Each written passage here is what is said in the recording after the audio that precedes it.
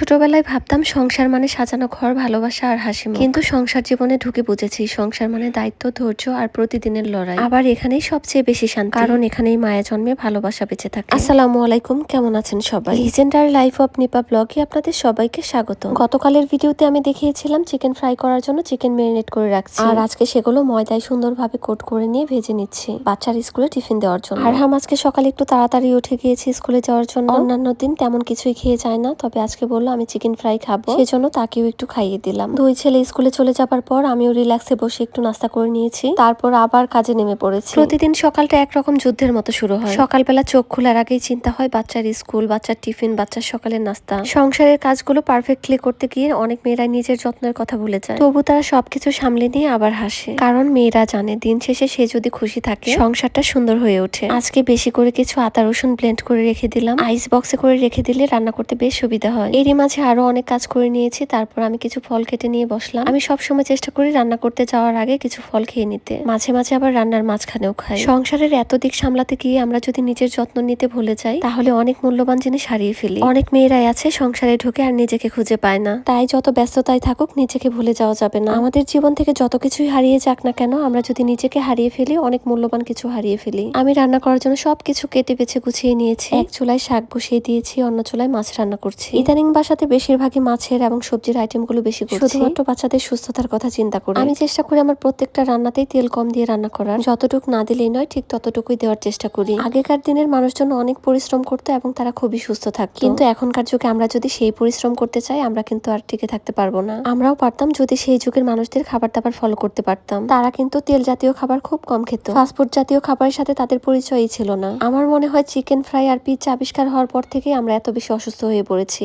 সেই সাথে তো মাছে, শাকসবজিতে ফরমালিন আছেই। শাকসবজি, মাছ, মাংস, ফলমূল সবকিছুই আমরা যদি একটু লবণ দিয়ে ধুয়ে নিতে পারি তাহলে কিন্তু ফরমালিন অনেকটাই কমে যায়। আমার শাকগুলো সিদ্ধ হয়ে গিয়েছে, এখন বাগার দিয়ে নিব। সেই সাথে আমার ছোট মাছ রান্নাও শেষ। ছোট মাছ আমি বেগুন দিয়েছি। ইদানিং সব খাবারে আমি সবজি দিয়ে রান্না করার চেষ্টা করছি। এখন আমি কাতল মাছটা রান্না করে ফেলবো। অনেকেই ভাবে সংসার মানে শুধু রান্না, বাচ্চা, ঘরের কাজ, কিন্তু সত্যি কথা হলো সংসার মানে যত্ন, ধৈর্য, মায়া আর একরাশ ত্যাগ, যেটা শুধু মেয়েরাই জানে, কারণ তারাই এই ঘরটাকে প্রতিদিন নতুন করে বাঁচিয়ে রাখে। আমার কাছে সবসময় মনে হয় সংসার মানে শুধু ঘর নয়, সুন্দর একটা গল্প যেটা প্রতিদিন নতুন করে লেখা হয়। কেউ হাসিতে লেখে, কেউ অশ্রুতে লেখে, কিন্তু গল্পটা সবসময় চলতে থাকে। একটা মেয়ে রান্না করতে গেলে যতবার তার খুন্তিটা নাড়ায় ঠিক ততবারই ভাবতে থাকে সবকিছু ঠিকঠাক হচ্ছে তো। কখনো হয়তো নিজের জন্য আমরা সময় বের করতে পারি না, কিন্তু সবাইকে সময় দিতে দিতে তার মধ্যেই তৃপ্তি খুঁজে পাই। আমাদের উত্তরাতে ভ্যানে অনেক সুন্দর সুন্দর সিরামিকের জিনিস পাওয়া যায়। আজকে বিকেলে সেখান থেকেই কিছু কেনাকাটা করেছি, আপনাদের সাথে সেটা শেয়ার করছি। এই পার্টি সেটটা আমার খুব ভালো লেগেছে। আমার সব সময় একটু ব্যতিক্রম জিনিস পছন্দ। এটার কালার, ডিজাইন সবকিছু একটু আলাদা ছিল, সেই সাথে এই বাটিগুলো নিয়েছি, এটার ডিজাইনটাও খুব সুন্দর ছিল।